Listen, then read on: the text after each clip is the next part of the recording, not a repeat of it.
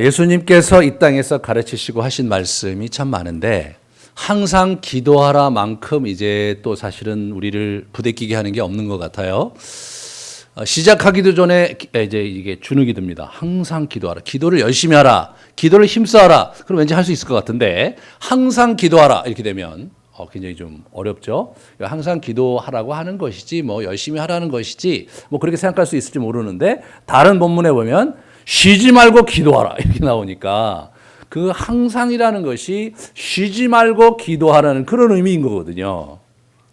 그래서 사실 한번 우리가 이 주제에 대해서 진지하게 검토를 해봐야 됩니다. 왜냐하면 예수님께서 기도에 대한 가르침을 하셨는데 이 항상 기도하라고 하셨는데 어떻게 우리가 이 일상의 삶을 살면서 항상 기도하라고 하시는가, 또 그것이 어떻게 우리가 실천할 수 있는 것인가, 이런 부분들을 우리가 잘 한번 정리하시고 그리고 새해 그 길을 갈 수 있기를 제가 기대를 합니다.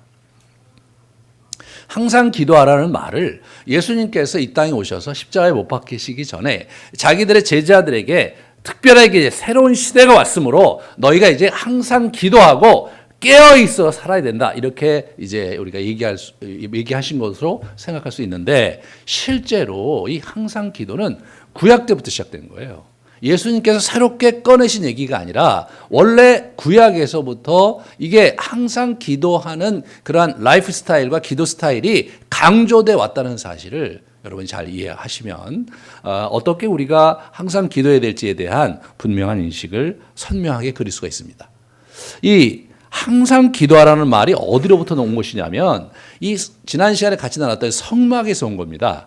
성막의 불을 항상 꺼뜨리지 말고 관리해야 될 것을 아론과 그의 아들들에게 하나님께서 명령하고 계시는 장면을 보면서 이제 이야기를 시작하려고 합니다. 누가복음 출애굽기 27장 21절 이렇게 보시면 아론과 그의 아들로 회막 안 증거궤 휘장 밖에서 저녁부터 아침까지 항상 여호와 앞에 그 등불을 보살피게 하라. 그래서 그 성막 안에 그 성소에서 그 일곱 촛대에 있는 그 등불을 잘 보살펴야 되는 겁니다. 뿐만 아니라 그 바깥에 보면은 제단이 있었잖아요. 제단 위에 불은 항상 피워 꺼지지 않게 해라, 그런 얘기를 하고 있는 겁니다.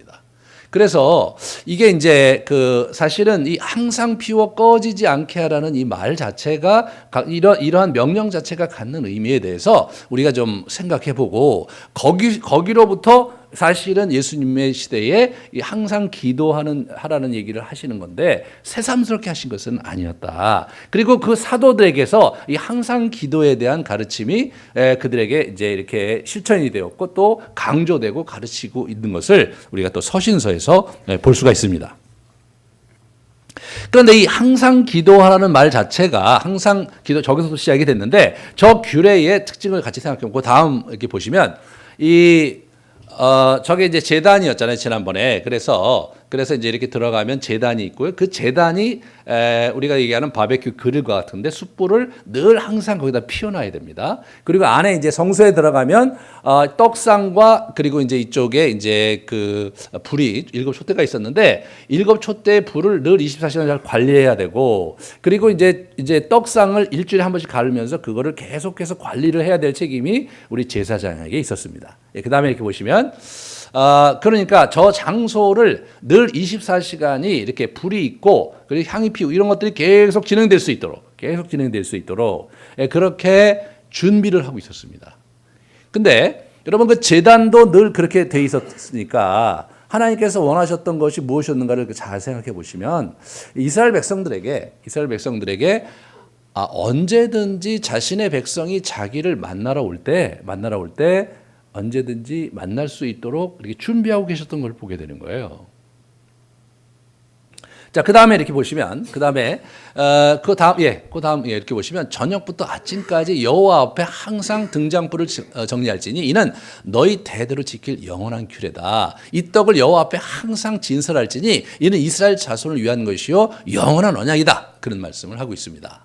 지난 시간에 구약에서 영원한 규례다, 영원한 이런 표현이 있을 때는 그것은 반드시 신약에 넘어오면서 예수 그리스도 안에서 그 규례가 심화되고 확장되고 개혁되면서 연속성 속에서 예수님이 재림하시는 때까지 계속되는 하나의 영속적인 그러한 규례다. 그 말씀을 드렸는데 바로 이 항상 이 제단을 준비하고 항상 성소를 준비한다는 말 자체가 예수 그리스도 안에서 항상 기도하라는 말로 이렇게 이어지고 있는 거예요. 그 다음에 그 다음 걸 보시면 히브리서 저자가 예수 그리스도 안에서 그걸 재해석한 거죠. 우리는 예수로 말미암아 항상 찬송의 제사를 여호와 하나님께 드리자. 오직 선을 행함과 서로 나누어 주기를 잊지 말라. 하나님은 이 같은 제사를 기뻐하신다. 그러니까 옛날에 짐승을 잡아서 불을 피우는 제사의 형식과 의식은 사라졌지만 그러한 제사의 정신과 제사의 그 의미가 여전히 유효하게 우리 가운데 있는 건데 그리스도 안에서 찬송의 제사라는 표현을 써요. 사실 이 제사는 궁극적으로 여호와 하나님과 이스라엘 백성과의 만남이거든요. 그러니까 그 만남이라는 것이 구약에는 의식적인 절차에 의해서 만났는데 이제 그것이 예수 그리스도께서 그 성막에 있는 그 지성소에 들어가는 휘장을 자기의 육체로 찢으시고 그것을 막힌 담을 헐으셔서 이제 우리가 언제든지 주님 앞에 나아가서 예배할 수 있게 되는 거예요. 언제든지 어떻게 되는 거냐면 우리는 따로 제사장이 그 성소를 챙기고 이제 이렇게 하는 일을 이분이 영단번 제사로 완성시키셨기 때문에 언제든지 우리가 원할 때에 하나님께 나아가 기도와 찬송을 드리면 그분과 함께 이렇게 교제가 일어난다는 거예요. 그것을 유지하고 계속해서 관계를 보수해야 되는 그리고 계속해서 확장하고 심화해야 되는 그러한 책임이 우리에게 있는 것입니다. 그러니까 이 항상 기도라는 패턴 자체가 그래서 이제 이 선지자들에게서 어떻게 적용이 되는지를 보시면 좋아요. 자, 다니엘서 이렇게 보시면 내가 항상 섬기는 너의 하나님이 내가 항상 섬기는 내 하나님이 사자들에게 능히 너를 구원했느냐? 이런 얘기를 하는 거죠. 다니엘이 항상 이 사람이 바벨론 포로에 있으면서도 하나님을 항상 섬겼습니다. 구체적으로 그것이 하루에 3번 드리는 것으로 사람들에게 보여졌어요. 그리고 우리 호세아서 12장에 보시면 항상 너희 하나님을 바랄지어다. 저 때는 성전이 회파되고 없었던 상황이었음에도 불구하고 그들이 기도로서 하나님께 항상 나아갔던 걸 보게 되는 겁니다. 그리고 시편으로 넘어가면요. 시편에 이제 기도문들이잖아요. 내가 여호와를 항상 내 앞에 모시며 그를 위하여 항상 기도하고 종일 찬송하리로다. 그 다음에 보시면 그의 얼굴을 항상 구할지어다. 그들의 재난 중에도 내가 항상 기도하리로다. 그 항상 기도한다는 표현이 이제 저렇게 발전되는 걸 보게 되죠. 항상 여호와께 제사 드릴 수 있는 성소와 성전을 그렇게 잘 할 수 있도록 빛과 그죠? 이 촛불이 불과 그리고 제단을 항상 이렇게 24시간 가동될 수 있도록 준비하고 그렇게 하는 것이 실제로 이스라엘 백성이 늘 와서 거기서 이제 제사 드리고 하나님 만날 수 있게 하는 것입니다. 그것이 시편에 보면 항상 기도하라는 그런 의미로 개인적인 차원에서 적용되는 걸 보게 돼요. 선지자들에게도 그렇게 된 거예요. 그것이 예수님으로 넘어오고 예수님의 입에서 그 말을 하시는 거거든요, 지금.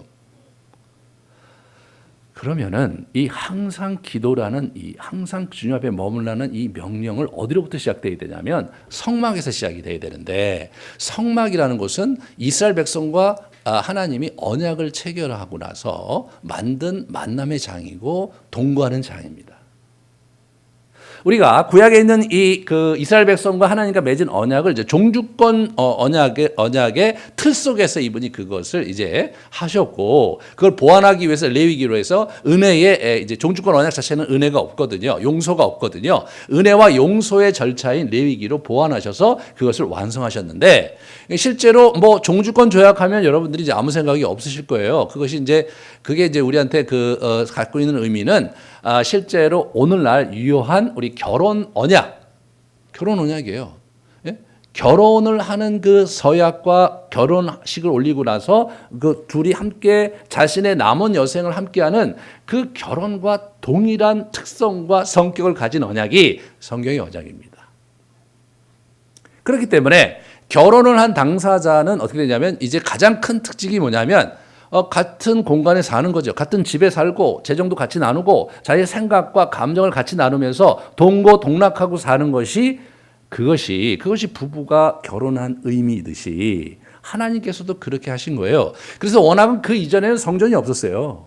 여러분 구약에 보면 이 창세기 같은 데 보면 자기가 그냥 제단을 쌓고 여호와께 이렇게 기도드리고 이제 제사드리고 그렇게 한 것이지 특별한 성전이 있었던 게 아니란 말이죠. 그런데 성전을 성막으로 만드신 이유가 뭐냐면 결혼식을 했거든요. 이스라엘 백성과 하나님께서 결혼하셨기 때문에 이분이 자기의 거할 처소를 마련하셔서 거기서 상주하셨던 거예요. 여러분 결혼을 했는데 그 자기 배우자가 한 집에 거하지 않는다면 결혼 자체가 이게 위기거든요. 그거는 위기입니다, 여러분.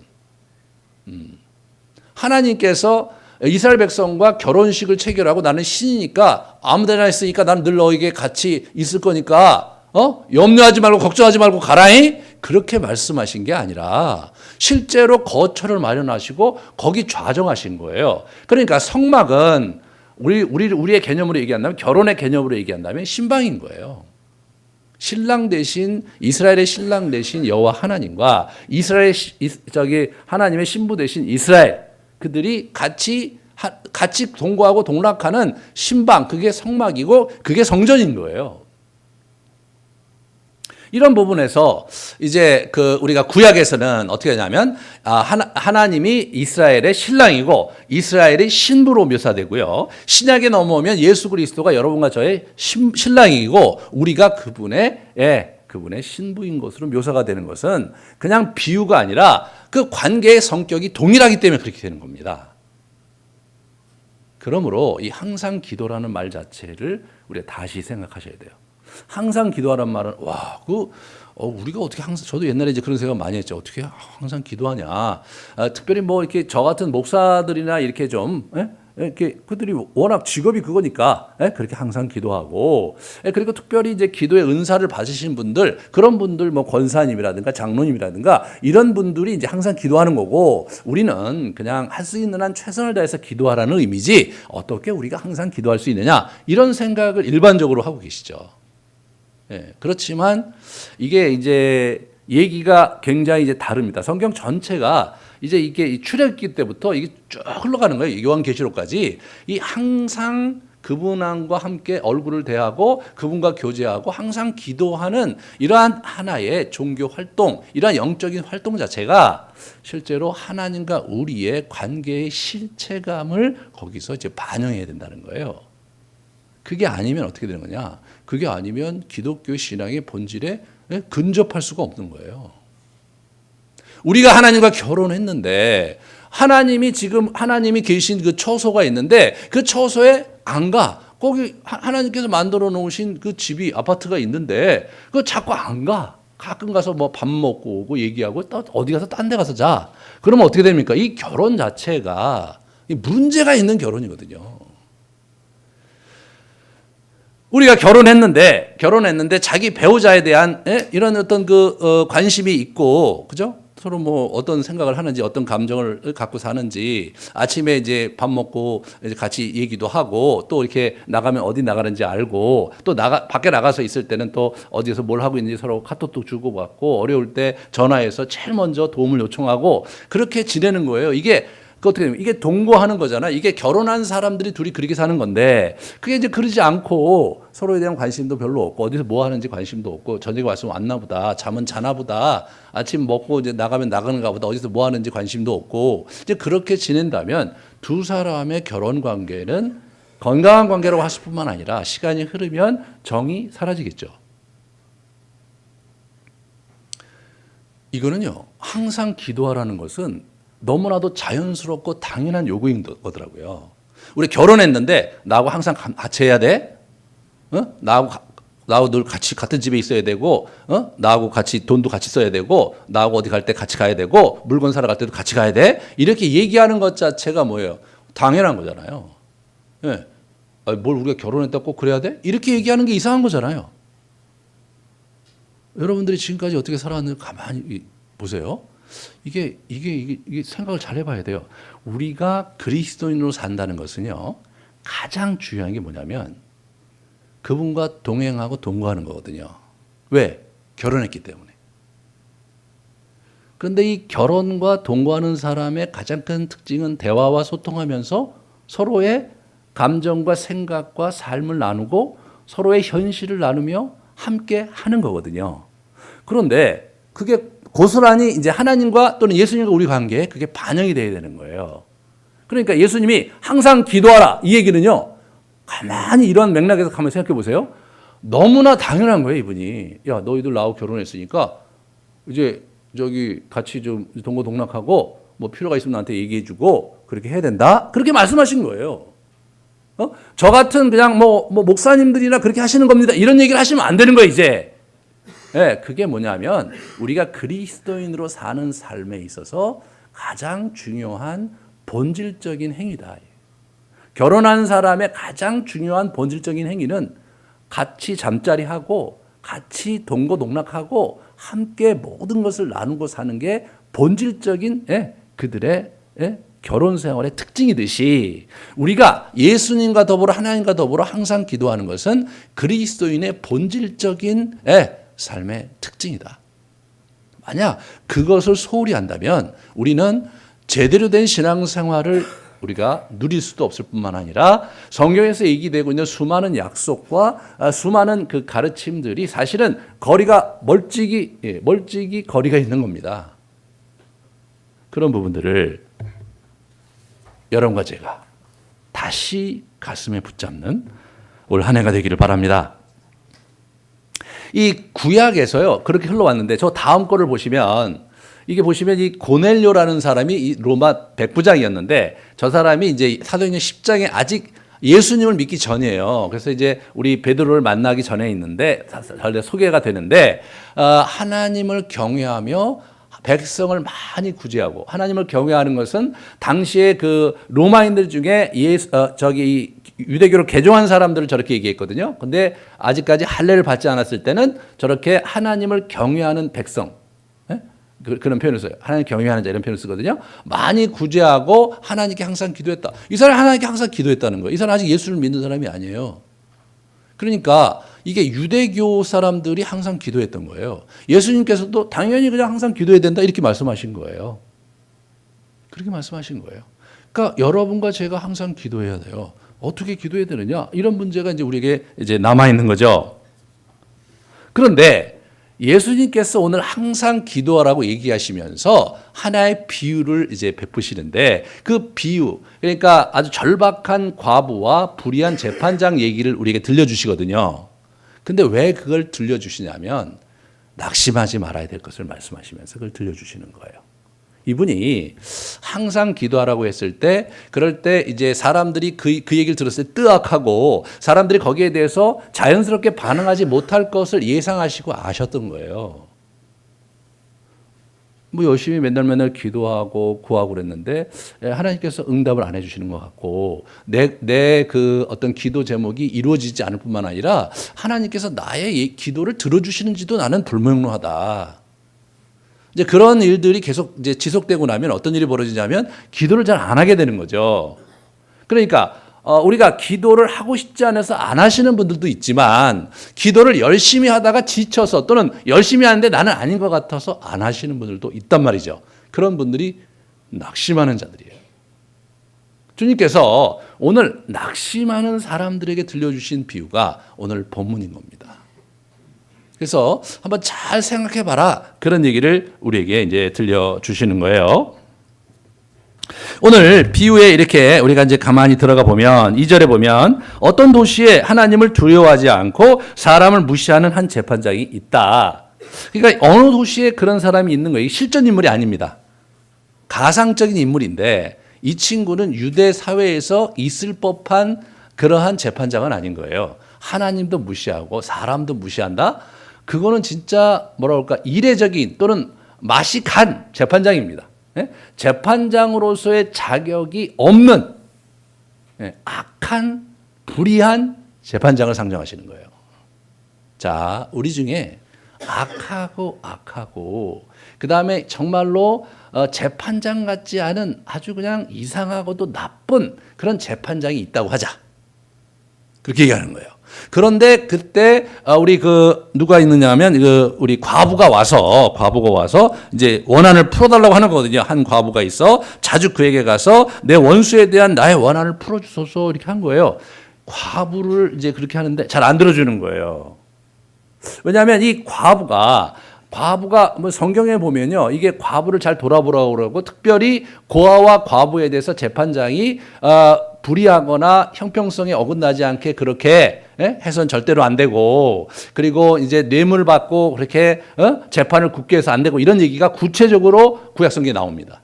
이 사람은 그걸 완전히 무시하는 거예요. 왜? 하나님을 믿지 않고 하나님을 두려워하지 않기 때문에 그러한 일반적인 유대교의 그런 율법을 완전히 거부하고 있는 거죠. 그런데 여기서 이제 뭐가 있냐면, 사실 그 당시의 기록에 의하면 이런 재판장들이 이제 이런 신원을 할 때, 이렇게 재판을 요청할 때 사실은 그 수임료를 받았다 그래요. 지금도 수임료를 받잖아요. 근데 이 사람은 지금 이렇게 하는 걸로 봐서 어떻게 돼요? 이 과부가 가난하고 수임료를 제대로 줄 수 없는 상황인 거예요. 그러니까 이분이 수임료를 받고, 그리고 이제 그 재판을 이제 하는 건데, 그 과부가 와갖고, 정말 나의 원한을 좀 풀어달라라고 얘기를 하는데, 이분이 보시면 어떻게 되냐면, 얼마 동안 듣지 않았다, 이런 얘기가 나와요. 그러니까, 이게 수임료를 못 준 거 아니겠어요? 아니, 이분이 돈 받고 하시는 건데, 그러니까 이분 입장에서 볼 때는 수임료를 이제 주지도 않고 보니까 개입하기도 좀 어렵고 귀찮고 그러니까 그냥 안 하신 거예요. 이분이 안 하신 거예요. 그런데 재미난 건 뭐냐면, 이분이 이제 마음을 고쳐 먹게 되는 거죠. 뭐라고 그러냐면, 나는 하나님 두려워하지 않고 사람들에 무시하는데 안 들어줄 수가 없다. 왜 그러냐? 이 여자가 보통 여자가 아닌 거예요. 나를 너무나 괴롭게 하는 거예요. 가만히 보니까 내가 들어주기 전에는 계속 와갖고 나를 굉장히 괴롭게 만들 거다. 그러므로 내가 들어준다. 굉장히 이기적인 동기잖아요. 다른 원칙과 그런 게 아닌 거예요. 거의 마시간 재판장답게 마시간 결론을 내리는 거예요. 뭔가 그 제대로 된 합리적인 근거에 행동하지 않아요, 이 사람이. 마지막 결론도 뭐냐면, 그래, 말이라도 이렇게 할 수 있잖아요. 그래, 율법에 또 그렇게 얘기하시고 그랬는데, 내가 좀 너무 심했지. 알겠습니다. 내가 들어주겠다. 이렇게 얘기하시는 게 아니고, 내가 하나님도 안 두렵고, 그냥 사람도 안 두려운데, 그냥, 지긋지긋하다, 그냥 내가 이 여자 얘기를 안 들어주면, 앞으로도 계속 이 꼴을 당해야 되는데, 그거는 도저히 안 되겠다. 그러고 이 사람이 그걸 했다는 거예요.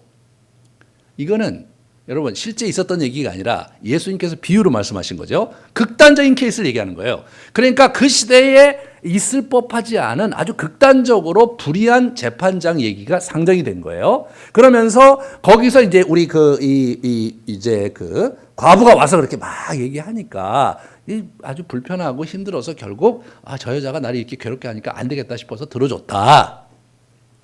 그러면서 예수님께서 이제 본론을 얘기하십니다. 6절에 주께서 또 이르시되 불의한 재판장이 말한 것을 들으라. 얘들아, 이게 이 불의한 재판장이 하는 얘기 너희들 잘 한번 들어봐. 잘 들어봐. 그러면서 뭐라고 그러시냐면, 불의한 재판장도 그 여자 때문에 괴로워서라도 이게 들어주는데, 이 하물며 하나님께서 그 밤낮 부르짖는 택하신 자들의 원한을 풀어주지 아니하겠느냐? 그들에게 오래 참으시겠느냐? 그렇게 말씀하시는 거예요. 이런 불의한 재판장도 귀찮아서라도 들어주는데, 너희 하나님 아버지가 너희의 기도를 안 들어주겠냐? 너희들이 계속해서 기도하는데 안 들어주겠냐? 와. 내가 너희에게 이르노니 속히 그 원한을 풀어주실 것이다. 이렇게 묵상을 하면서 이틀 동안 제가 묵상하면서 섬찟하더라고요. 야, 너희 하나님 아버지가, 너희 하나님께서 이 불의한 재판장만도 못할 거라고 너는 생각하느냐? 그렇게 얘기하시는 거예요. 역질문을 하시는 거예요. 근데 우리의 경험은 사실은 안 들어주신 게 많고, 그리고 우리가 열심히 기도했는데 뭐 사실 뜻된 대로 되는 것이 많지 않았는데, 그래서 너희들 그동안 너희가 열심히 기도했는데 이게 잘 안 들어준 것 같이 느껴지는데, 이제 내가 왔으니까 새롭게 너희들 결단하고 이제 열심히 기도하라. 반드시 그분께서 이제 너희의 신원과 너희들이 원하는 것을 풀어주시고 해결해 주실 것이다. 그렇게 얘기하는 게 아니에요. 이게 약간 이분이 냉소적으로 얘기하는 거예요. 그래서 야, 이런 재판장이 있다고 해서 해봐. 그래서 그걸 들어줬는데, 야, 너희 하나님이 이 재판장이 들어주는, 이 귀천에서 들어주는 이 재판장보다 못한 분이라고 너희가 생각하는 거냐, 지금? 가만히 여러분 생각해 보세요. 가만히. 네. 이게 무슨 얘기하는 겁니까, 이게? 너희가 날 그런 사람으로, 그런 존재로 알고 있는 거야? 우리 입장에서는 안 들어주신 건 사실이 아닙니까? 이렇게 안 들어준 건 사실이에요. 근데 이번은 뭐냐면, 그러면 내가 그 나쁜 재판장보다 못하다는 거야? 그럼 우리가 뭐라고 얘기합니까? 깨갱이죠. 그러면서도 우리 마음이 왠지 편하지 않아. 뭔가 반박하기는 어려워요. 분명히 우리는 그런 분보다 낫다고 생각하죠. 그럼 보여주셔야지 되지 않냐? 그런 거 아니고. 본인은 아무런 조치도 안 하시면서, 그럼 내가 그렇게 나쁜 사람이냐? 이렇게 내가 그렇게 말도 안 되는 그런 존재라고 생각하느냐? 이렇게 얘기하시니까 또 그건 또 아니잖아요. 예수님께서 아주 묘한 질문을 우리에게 던지시면서 이 얘기를 생각하도록 하시는 거예요. 고민하도록 하시는 거예요. 가만히 생각해 봐라. 하나님은 분명히 이 불의한 재판장보다 훨씬 좋으신 분 아니냐. 너희의 원한을 안 풀어주시겠느냐 말이다. 근데 그 마지막 말이 너무 이제 일침이 되는, 마지막 말이 뭐라고 그러시냐면, 그러나 인자가 올 때에 세상에서 믿음을 보겠느냐. 결국 무슨 얘기를 하는 거야? 그 믿음을 가지고 진짜 내 기도를 들어주실 것이라고 믿고 끈질기게 기도하는 사람을 말세에 볼 수 있을까? 그렇게 말씀하시는 거죠.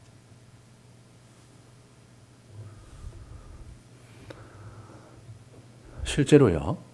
제가 이제 최근에 이제 기도에 대한 이거 준비하는 책들, 이 책을 많이 보면서 서양의 학자들이 이제 기도에 대해 쓴 얘기를 하시면서, 과거에 비해서 서구 기독교인들이 기도를 너무 많이 안 한다.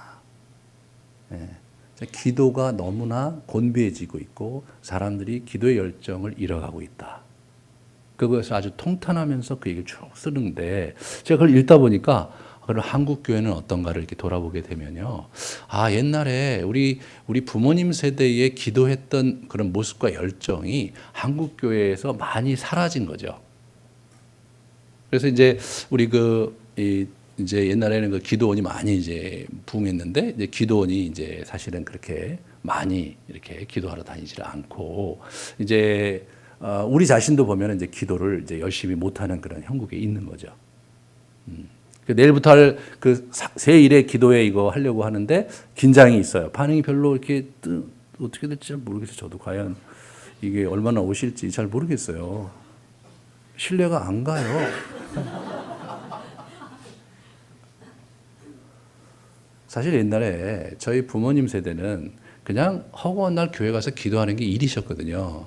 뭐 낮에 가서 기도하든 밤에 가서 기도하든 그냥 하루에 한 번 이상은 새벽 기도 끝나고 또 더 가서 기도하고, 그게 그분들의 일상에서 굉장히 중요한 패턴이었어요.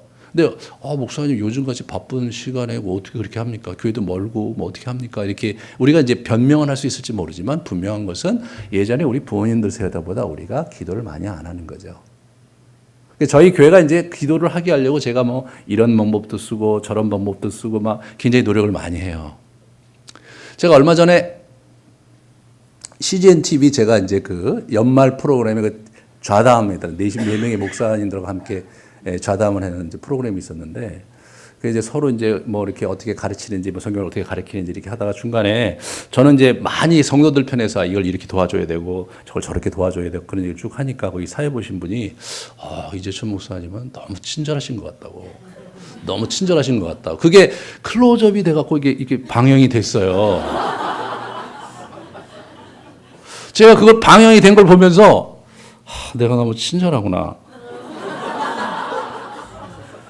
그 목사님들은요, 엄청나게 열심히 막 그거 시키더라고요. 막 뭐 성경 열심히 읽게 하고 막 그런 거 막 시키는 거예요. 저는 어떻게든지 좀 읽혀보려고 좀 재미나게 읽는 방법 또는 뭐 인물 중심으로 읽는 방법 뭐 이렇게 하는데 이분들은 여전히 맥체인 것 같고 막 그거를 하나하나 체킹하고 막 그걸 막 시키시고 그런다고 그러더라고요. 저는 너무나 그거는 좀 억압적이 아니냐 그런 생각을 했는데 그분들은 너무나 확신 있게 하고 그분들은 저보다 목회를 더 잘하시는 것 같더라고요. 내가 그래서 목회를 못하는 건지도 모르겠다. 제가요, 공식적으로 친절한 사람으로 평가받은 사람으로서 말을 하는데 지난 10년 동안 엄청나게 친절하게 여러분한테 기도하달라고 부탁을 한 거였어요. 나 여러분을 위한 것이었는데도 불구하고 여러분은 뭐 목사님이 그렇게 하시는 것을 이렇게 멀바치 지켜보면서 해줄까? 뭐 이런 생각 하시는 것 같아요.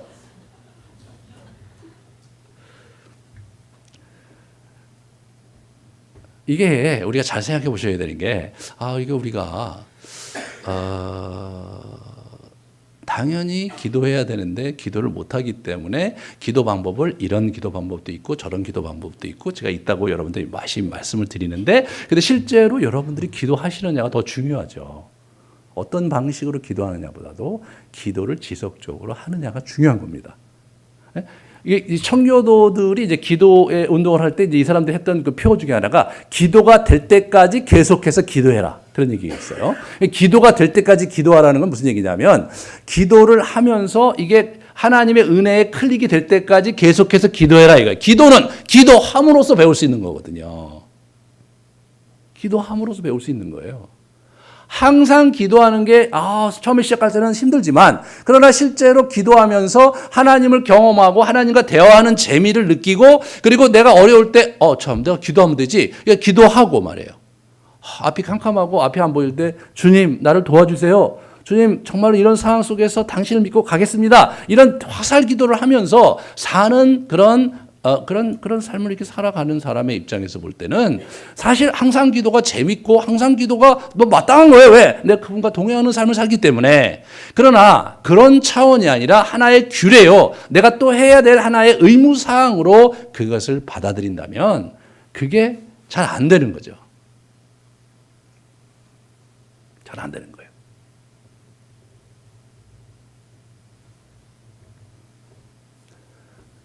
점점점 기도를 우리가 안 하고 있다. 정말로 말세에 정말 믿음을 가지고 끝까지 받을 것을 믿으면서 끈질기게 기도할 사람을 볼 수가 있을까 싶다고 말씀하신 예수님의 우려가 여러분의 삶의 현실이 되지 않기를 원합니다. 여러분이 그 기도하지 않는 그러한 믿음 없는 자의 예수님의 그러한 기대에 그런 식으로 부응하지 않기를 바라요. 우리 옐리 제사장이요. 이제 여호와께서 워낙 그 자녀들이 막 그 난장판이고 막 그냥 규례를 어기고 하나님의 제사를 더럽히고 악한 아들들이 있었어요. 그래서 이제 우리 선지자를 보내갖고 그렇게 하지 말라고 이제 계속해서 경고하는데도 이제 안 들어요. 그러니까 우리 어린 사무엘에게 나타나서 가서 경고하는 거죠. 만약 이렇게 계속 간다면 너희 가문을 완전히 몰살시키거다. 한날에 다 죽게 만들겠다. 뭐 그렇게 막 야단을 치세요. 근데 이 사람이 어떻게 생각하냐면 그거를 하나님께서 그렇게 하셨으니까 그렇게 하실 것이다. 이렇게 뭐 굉장히 믿음이 좋은 것 같이 느껴져요. 그렇게 하실 것이다. 이렇게. 그래서 쫄딱 망했거든요. 말세에는 그렇다고 했는데 진짜 내가 그러네. 워낙 시대가 이런 거구나. 어쩌겠는가. 그렇게 하면 어떻게 되는 거냐? 망하는 거예요. 예수님의 이러한 불편한 질문에 정확하게 답하셔야 합니다. 그래서 우리가 올 한 해 이제 시작을 할 때 기도부터 시작해야 된다. 기도부터. 그것은 그리스도인이 대해서 주님 앞에 나아가는 데 있어서 그거는 너무나 당연하고 본질적인 그런 신앙의 첫 번째 초석이 기도하는 거거든요. 그리스도인은 기도하는 사람이다 이거예요. 기도하지 않는 그리스도인은 정말로 참 그리스도인이냐? 그게 퀘스천인 거예요. 아닌 거예요. 결혼을 했는데 둘이 말도 안 해. 부부가 같은 방에 들어가지도 않고 딴 집에서 살아. 그러면 우리는 이런 퀘스천 할 거 아니에요? 저 사람들이 결혼한 거 맞아? 저 사람들 부부 맞아? 그렇게 우리가 퀘스천하지 않겠습니까? 만약 여러분들이 예수 그리스도 앞에 나가서 기도하는 삶을 놓친다면 제3자는 그렇게 판단하는 거예요. 제가 저 그리스도인 맞아? 제가 예수님을 주로 섬기는 게 맞아? 그렇게 얘기할 거라는 거예요.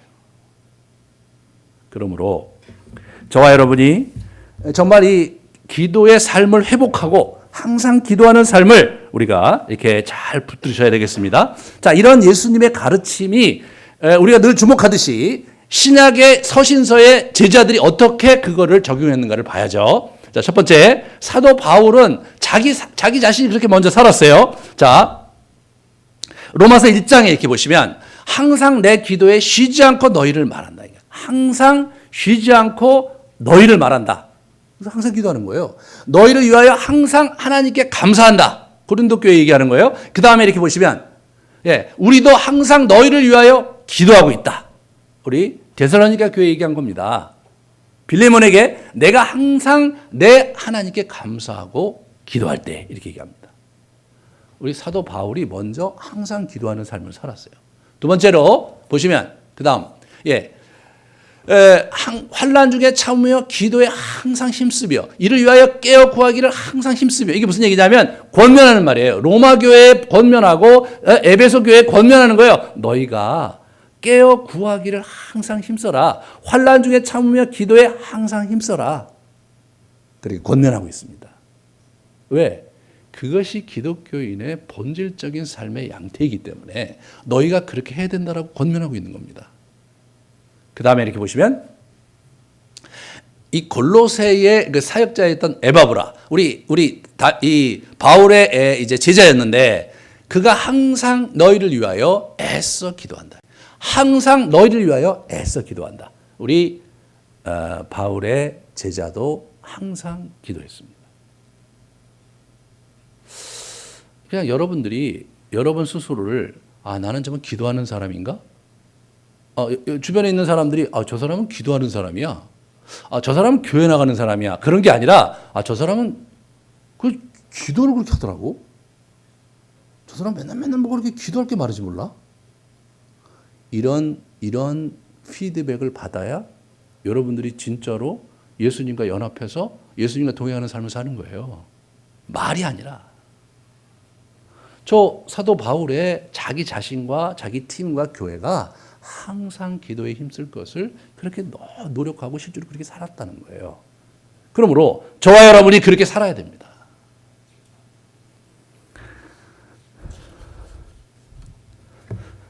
이제 우리가 그러면 어떻게 우리에게 적용해야 될지를 한번 생각해 보려고 해요. 저분들이 저렇게 항상 기도했는데 어떻게 했는지를 봐야 되는데 먼저 예수님께서 사실은 기도의 본을 우리에게 많이 보여주셨어요. 그걸 보면 항상 기도회를 어떻게 했는가를 우리가 좀 생각해 봐야 되겠습니다. 첫 번째, 세례받고 나서 이분이 바로 기도하셨어요. 세례받고. 그 전에는 40일 금식 기도하시면서 공생애를 시작하셨어요. 그러니까 이분이 일을 뭘 시작할 때 기도를 하시는 거예요. 그리고 무슨 이벤트가 있고 나면 꼭 기도를 하세요. 성령께서 이렇게 내려오셨어요. 그다음에 한적한 곳에 가서 기도하셨어요. 이분이. 조용한 곳에 가서 기도하신 거예요. 늘 이분이 자기의 시간 중에 일부를 떼어서 자꾸 그런 처소에 가서 이분이 기도하셨어요. 그 다음에 이분이 제자를 택하실 때 철야 기도를 하셨어요. 이게 너무 재밌는 거잖아요. 제자를 택하실 때 철야 기도 하셨어요. 70명의 제자들 일단 뽑아 놓으시고 그 다음에 마지막에 12사도를 뽑는 과정에서 이분이 밤새도록 기도하셨어요. 이분이 신이시잖아요. 신이신데 이렇게 보니까 저 친구면 되겠네. 그 순식간에 나와야 되는데 그 결정을 우리 삼위일체 하나님 셋이 모여갖고 70명 중에 12명을 택하는 일을 밤새도록 얘기하셨어야 되는 거였던 거예요. 그냥 예수님이 아버지 하나님 내가 이 12명을 선정했는데 이렇게 하도록 하겠습니다. 그래 네가 오죽 고민이 많아서 그렇게 했겠냐. 그렇게 하자. 그럼 뭐 10분이면 그 기도는 끝나는 거예요. 그러면 그 기도가 왜 그렇게 많은 시간이 걸렸을 거라고 생각하십니까? 지난 2주 동안 제 아내와 저와, 특히 제 아내가 조를 짠 거예요. 와, 그거 굉장히 어려운 작업이에요, 여러분. 그래서 막 여러 가지 변수를 생각하고 또 이제 서로 이게 기질적으로 잘 맞는 것, 또 애는 또 몇이고, 거리는 또 어떻고 그런 거를 생각하면서 그거를 조합을 하는데 굉장히 어려운 산술이거든요. 그걸 어떻게 됩니까? 계속 얘기하다가 저는 지쳤어요. 저는 지쳤고 이제 아내가 훨씬 더 힘이 있으니까 이제 그래서 아내가 그걸 끝까지 하는 거였어요. 그래서 막 한번 만들면 제가 보고 또 얘기하고 또 전화하고 이 사람 저 사람 전화하고 시간이 많이 걸리더라고요. 그러니까 어저께 또 이제 밤에 또 이제 사건이 하나 터져갖고 이제 어떤 또 옮겨야 될 문제가 생긴 거죠. 다 정해놨으니까 이제 옮기려면 어떻게 됩니까? 그걸 조정하는데 아내가 2시간 쓴 거예요. 이 사람들이 이 사람을 이쪽에 놓으면 그쪽에 또 문제가 생기니까 조정하고 얘기하고 또 저기 뭐 하는 거예요. 어제 제가 이제 설교를 준비하고 있는데 설교를 준비하다가 이제 곤비해갖고 제가 왜냐하면 어저께 그저께 저 애니어그램 했거든요. 그러니까 너무나 힘들어갖고 잠깐 이제 소파에 누워서 쉴까 했는데 쉬었나 싶을 때 아내가 오더라고요. 그러더니 여보 다 했어요. 그러더라고요. 시계를 보니까 12시가 넘었어요. 그래서 이제 다 했어. 수고 많았어. 근데 저 아내가 또 그렇게 하고 나니까 미안하잖아요. 제가 이제 그렇게 있으니까. 그래서 여보 저 깨워서 미안해요. 그러더라고요. 깨워서 싫죠. 저는 지금 굉장히 이제 설교를 준비해야 되는데. 하지만 뭐 그 상황에서 또 왜 깨웠냐고 그럴 수 없으니까 괜찮아. 이렇게 하고 이제 그렇게 하고 이제 저는 이제 설교 준비를 하면서 느낀 게 야, 진짜 이 조그만 기회에 줬자는데 아내가 저렇게 고생하고 막 그런 생각을 이제 하는데 삼위 하나님이요. 70명에서 12명 고민하는데 그게 그 양반들이 이 기라성 같은 지혜와 신묘막직한 신모올련한 그러한 그 내공이 있으신 분들 셋이 모여서 70명 중에 12명 선정하는데 밤새 시간이 걸렸다. 이게 기독교인 거예요. 이게 기독교인 거예요. 그게 어려운 거죠. 제가 그냥 여보 뭐 그럴 거 뭐 있어. 쭉쭉 하고. 저기 이렇게 해갖고 이게 선정을 해서 이렇게 다들 그렇게 이제 했으면 좋겠다. 이렇게 하는데 자꾸 이제 전화 오면 네가 해봐라, 네가 임마. 그래요. 다 커갖고 말이야. 맨날 그런 거 하지 말고 말이야. 결단하고 이제 그렇게 해라. 그렇게 할 수도 있죠. 그렇게 할 수 있어요. 근데 그게 하나님의 방식이 아닌 거예요. 너무 감동적 아닙니까, 여러분? 12명을 뽑는데 밤새도록 시간을 쓰신 거예요. 제가 가만히 묵상을 하다가 어느 날 왜 그렇게 시간이 많이 걸렸을까? 저는요, 가론 유다 때문이었다는 생각이 들더라고요. 그러니까 이게 결국은 뭐 가론 유다가 그 안에 있어야 되는 거잖아요. 그 독박을 누가 써야 됩니까? 예수님이 써야 되잖아요. 저 양반들이야 뭐 바깥에서 이렇게 있는 거고 자기는 3년 동안 완전히 사랑을 베풀어야 되는데 그 친구한테 이제 상처를 받아야 되는 거잖아요. 근데 뭐 신이니까 저 친구는 워낙 그런 놈이고 결국 그렇게 될 거니까 이렇게 나이스하지가 않았어요. 예수님께서 요한복음 13장에 보면 막 마지막 만찬에서 막 계속해서 가론 유다가 막 너무나 마음이 걸리는 거예요. 너희들 중에 나를 배반하는 놈이 있단 말이야. 너희들 중에 발뒤꿈치를 이렇게 하고 나를 이렇게 세울 이런 막 여러 가지 얘기를 막 여러 차례 이분 심사가 굉장히 복잡하세요. 근데 저 제자들은 12명 다 몰라요. 왜 그러시는지 몰라요. 근데 자꾸 그런 얘기를 하시니까 이제 베드로가 저 옆에 있는 우리 저 요한한테 얘기하잖아요. 야, 그 여쭤봐. 이제 요한이 옆에 있다가 예수님 그게 누구냐고 물어봐요. 예수님께서 이제 그때요. 빵을 찍어서 이거를 갖다 주는데 그때 장면이 너무 재밌는 거예요. 뭐냐면 이분들이 이제 이게 어떻게 되냐면 좌식 테이블에서 식사를 하는 게 아니었어요. 우리처럼 이렇게 앉아서 식사하시는 거거든요. 그리고 나서 이분들이 이렇게 비스듬히 누워서 굴비처럼 이렇게 누워서 이렇게 테이블 이렇게 하고 이렇게 하는 거거든요. 여기 누가 있냐면 여기에 요한이 있는 거예요. 이 친구가 계속 예수님 따르고 내가 제일 사랑 많이 받았다 그런 친구잖아요. 이 친구가. 그래서 이제 그렇게 얘기하니까 이분이 이렇게 계시다가 딱 일어나신 거예요. 일어나신 거예요. 저놈이야. 이렇게 얘기하신 게 아니에요, 여러분. 잘 봐라. 빵을 딱 찢으세요. 그리고 거기다 이게 포도주에다 좀 묻혀갖고 잘 봐. 내가 이거를 먹여주는 자가 그 자야. 그래서 이분이요, 이렇게 테이블에서 있다가 이렇게 부시시 일어나요. 사람들은 다 이제 굴비처럼 누워 있었겠죠. 딱 일어나갖고 투벅투벅 하셔서 저기 가린도한테 주면서 내 할 일을 속히 해라. 얼마나 히스테릭하신 거예요, 이분이요. 그냥 만찬 내내 그 친구 때문에 굉장히 힘든 거예요. 그 친구가 나갔어요. 또 이 친구들은 뭐야? 왜 나갔어? 뭐 살아갔겠지. 이것도 그러고 있어요. 그 중에 왜 나가는지 아는 자가 없더라. 이게 마지막 만찬석상에서의 장면인데, 그때 예수님의 심중을 우리가 잘 묵상해 보면요, 이분이 3년 내내 그 친구 때문에 고생한 거예요. 여러분, 그 사랑을 자기가 많이 주고 있어요. 주고 있는데 한 친구가 자기에 대해서 계속해서 뭔가 그 나를 세우고 계속 있는 거예요. 그 긴장을 여러분이 아셔야 돼요. 그죠? 조를 활동을 할 때 한 사람하고 계속 마음이 안 맞으면 어때요? 그 긴장이 되잖아요. 교회 나오고 싶지 않잖아요. 굉장히 힘들잖아요. 그래서 막 교회가 이제 워낙 우리가 이제 부실하잖아요. 우리가 이 형편이 너무나 부실하고 인테리어 정말 너무나 안 떨어지고 분위기 너무나 안 나잖아요. 그러니까 이제 가령 예를 들어서 우리가 정말 럭셔리하게 다 이렇게 카페를 꾸며놓고 그러면 앉기만 하고 막 차가 나오면 기분이 좋아지는 음악이 쫙 나오고 말이에요. 그래서 점잖게 이렇게 얘기한다면 웬만한 사람 다 받아줄 수 있을 것 같아요, 여러분. 훌륭하시니까 여러분들이. 근데 실제로 뭐 앉은 자리에서 애들 막 시끄럽게 왔다 갔다 하고 막 테이블이 있는가 만가 거기서 막 얘기를 해야 되는 거예요. 여러분이 그런 긴장이 있잖아요, 그죠? 그런 긴장이 있는데 막 저분하고 내가 계속해서 마음이 안 맞아. 이게 여러분이 너무 힘든 거예요, 그게. 그런 거를 3년 내내 당하셨다고 생각해 보세요. 이분이요, 굉장히 힘드신 거거든요. 네. 이분이 하나님의 아들이고 신이기 때문에 그런 문제가 자연스럽게 해결되는 분이 아니었던 거예요. 여러분과 제가 느끼는 그 심사를 그대로 100% 그대로 느끼시는 거거든요. 그러니까 마지막 선정할 때 이분이 끝까지 그거 제가 볼 때는 꼭 12명 중에 한 사람이 아니어도 되지 않나. 나 죽는 건 내가 죽겠다. 하지만 12명 중에 아니라 저쪽에 바깥에 있는 놈 중에 누가 하나가 나를 고발하 이런 걸로 좀 스토리를 만들었으면 얼마나 좋겠냐 이런 얘기 하셨을 것 같아요. 근데 둘은 뭐냐면 그건 뭐 구약에 예언돼 있었으니까 너는 정할 수 없지 않느냐. 이렇게 해서 이 세 분이 밤새도록 토의한 끝에 드디어 합의를 해서 발표를 한 거예요.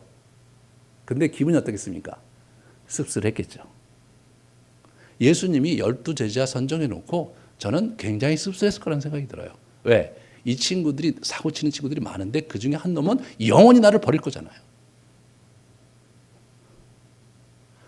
예수님이 하나님과 대화하는데도 그런 실갱이가 필요한데 여러분과 제가 하나님과 대화하는데 그런 실갱이 없이 그렇게 나이스하게 딱 하나님 위대하신 분이시고 능력이 있으신 분입니다. 나는 당신의 사랑을 받는 자잖아요. 그러니까 내가 이게 필요하고 이게 필요하면 주님께서 주시겠다 했으니까 주세요. 그리고 제가 딱 기도 제목을 올리면 이분이 딱 납죽 받아갖고 그래 내 사랑하는 자야 기다려라 이렇게 이런 그림을 상상하시면 안 돼요. 나는 근데 그거 못 주겠는데 그런 얘기를 하시는 거예요. 이분이 꼭 그렇게만 해야 되겠냐? 이런 마음을 가지신 거예요. 그분이. 그렇잖아요. 그런 마음을 가지신 거예요. 이분이. 이게 인격적이신 분이니까.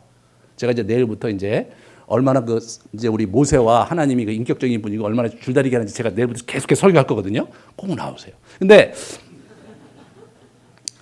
여러분 기도라는 게 그런 거예요. 기도라는 게 이게 실갱이가 있는 거예요. 그분하고. 그래서 우리가 딱 그분께 우리의 요구사항을 딱 납죽 아래면 그분이 알아서 해주고 그거는요. 인격적인 신이 아닌 거예요. 그건 비인격적인 신인 거예요. 이분에게도 선호와 취향이 있으신 거예요. 너 그거 원하냐? 난 아닌데. 그래도 하나 주세요. 나 못 주겠는데. 그또 달래니까요. 이 자식 그 고집이 세네. 이러면서 이분이 계속 줄다리기 하시는 거예요. 근데 줄다리기 했는데 어느 날 안 와. 가도 되겠네? 할 수 없지 뭐. 이렇게 생각하실 수 있다는 거예요, 이분이요. 꼭 그런다는 게 이제 하나님이 아니니까 잘못하면 이단이 되잖아요, 제가. 그런 얘기 아니라 그게 그분이 그러실 수 있다는 말씀을 드리는 거예요. 예수님도 하나님과 씨름하시잖아요. 겟세마네 동산에서 이미 다 끝난 거예요. 이 땅에 오실 때 다 끝난 게임이잖아요. 그리고 12제자 세울 때도 다 얘기가 끝난 거고. 그런데 또 와갖고 할 수만 있으면 하나님 할 수만 있으면 이 잔을 좀 내게서 좀 해주세요. 안 통해. 그 와갖고 또 제자들 차고 있어. 야 인마 너희들 내 마음 이런 데서 자냐? 그냥 또 가서 또 막 해요. 근데 그날 하나님이 응답을 안 해주신 거 아니에요. 끝까지 안 하시고 하나님도 가만 버티고 이분은 할 수만 있으면 이 잔을 얘기하다가 그냥 내 뜻대로 하지 말고 다시 해. 워낙 결정된 거니까. 근데 이분이 그런 결정이지만 받아들이기 너무 힘드시니까 정서적으로 또 가서 또 하고 막 이렇게 하면서 피땀을 흘리시는 거란 말이죠. 이게 기독교의 기도인 거예요. 그러니까 우리 배우자하고 살 때도 그런 긴장이 있는 거잖아요. 이걸 이렇게 했으면 좋겠는데 자기는 그렇지 않고 그리고 술이 막 얘기하다가 꼭 그렇게 해야 되나? 막 이런 실갱이가 있는 거잖아요. 그런 실갱이를 가지고 사는 거잖아요. 하나님과 우리도 그런 실갱이가 있는 거죠. 여러분 너무 쉽게 생각하시면 안 되는 거예요. 그러니까 뭐라고 말씀하신 예수님이 그런 실갱이가 있는데 초장에 낙심하고 초장에 돌아서지 마라. 나는 불의한 재판장보다 더 낫지 않느냐. 왜 얘기하다 그만두냐. 왜 얘기하다 그만두냐. 이 땅에서 예수님도 기도하는데 애를 먹으셨습니다. 네? 그게 인격적인 신이신 우리의 하나님 아버지세요. 그러니까 우리가 원하는 걸 그분께 구하는데 다행히 그분도 나이스하게 그래 나도 좋다. 그렇게 되면 문제는 간단한데 많은 경우 이분이 꼭 그렇게 해야 되느냐에 대해서 다시 생각하시고 거꾸로 야 네가 바꿀 수는 없냐? 그렇게 말씀하시기도 하고 하다가 나 그거 싫은데 그러면서 기다리시기도 하고 말이에요. 그분 나름대로 이분이 독립적으로 의사결정하시고 독립적인 감정을 가지시고 그렇게 그분이 움직이시는 분이에요. 여러분에게 예속된 게 아니잖아요. 그러므로 신뢰가 중요한 거죠. 신뢰가 중요한 거예요. 저분이 비록 지금 내 얘기 안 들어주고 다 딴 얘기 하시지만 그러나 궁극적으로 저분이 나와 함께 할 것이고 궁극적으로 이 문제에 타협점은 있을 것이다. 그게 신뢰고 믿음인 겁니다. 우리가 올 한 해 새로 시작하시면서 항상 기도한다는 것이 무엇이고 씨름한다는 것이고 여러 상황 속에서 부대끼면서도 계속해서 이런 상황에 각가지 상황 속에 계속해서 하나님과 대화한다는 것이고 우리 초대교회 우리 선배들은 예수님이야 늘 그렇게 밀접하게 계시지만 이분들이 잘 안 되니까 하루에 3번 기도의 기둥을 세우고 그 3번 멈춰서 하나님께 나아가는 시간을 갖고 주기도문으로 그 다음에 그 나머지 시간들은 어떻게 돼요? 하나님에 대한 의식을 가지고 필요할 때마다 어려울 때마다 하나님께 감사하기도 하고 또 하나님께 구하면서 하루 종일 그분과 대화하면서 사는 거 그걸 얘기하는 거예요. 우리 배우자와 그런 얘기를 하면서 우리가 우리 일상의 삶을 살듯이 우리 하나님과도 우리 예수님과도 그렇게 대화하면서 일상의 삶을 사는 거 그것이 기독교인의 삶의 ABC 기초다. 그 부분에서 여러분이 좀 먼저 동의하시고 그리고 앞으로 그런 삶을 힘써 사시는 복된 여러분 되시기를 주님의 이름으로 축원합니다. 우리 같이 제가 말씀을 또 이렇게 봉독을 해드리겠습니다. 그래서 가만히 한번 주의 음성을 들어보시고요. 기도로 나아갈 수 있기를 바랍니다. 침묵으로 주님께 나아가겠습니다.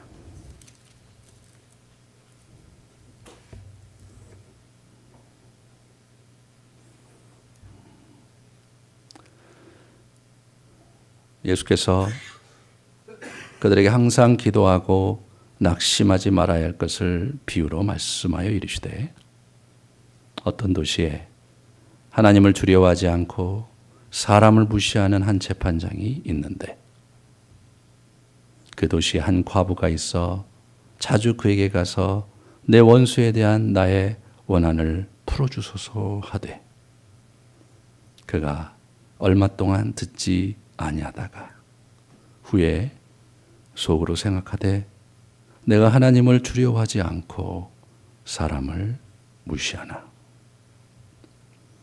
이 과부가 나를 번거롭게 하니 내가 그 원한을 풀어주리라. 그렇지 않으면 늘 와서 나를 괴롭게 하리라 하였느니라.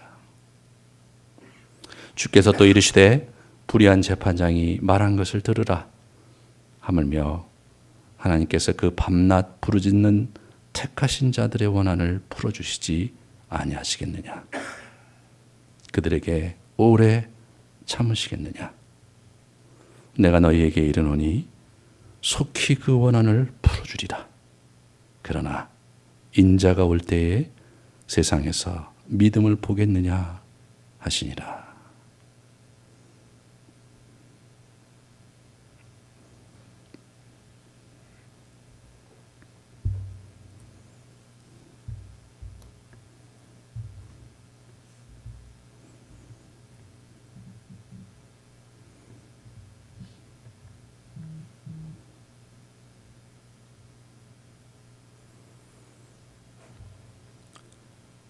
예수께서 그들에게 항상 기도하고 낙심하지 말아야 할 것을 비유로 말씀하여 이르시되 어떤 도시에 하나님을 두려워하지 않고 사람을 무시하는 한 재판장이 있는데 그 도시에 한 과부가 있어 자주 그에게 가서 내 원수에 대한 나의 원한을 풀어주소서 하되 그가 얼마 동안 듣지 아니하다가 후에 속으로 생각하되 내가 하나님을 두려워하지 않고 사람을 무시하나 이 과부가 나를 번거롭게 하니 내가 그 원한을 풀어주리라. 그렇지 않으면 늘 와서 나를 괴롭게 하리라 하였느니라. 주께서 또 이르시되 불의한 재판장이 말한 것을 들으라. 하물며 하나님께서 그 밤낮 부르짖는 택하신 자들의 원한을 풀어주시지 아니하시겠느냐. 그들에게 오래 참으시겠느냐. 내가 너희에게 이르노니 속히 그 원한을 풀어주시리라. 그러나 인자가 올 때에 세상에서 믿음을 보겠느냐 하시니라. 아멘. 묵상에 들어가시겠습니다.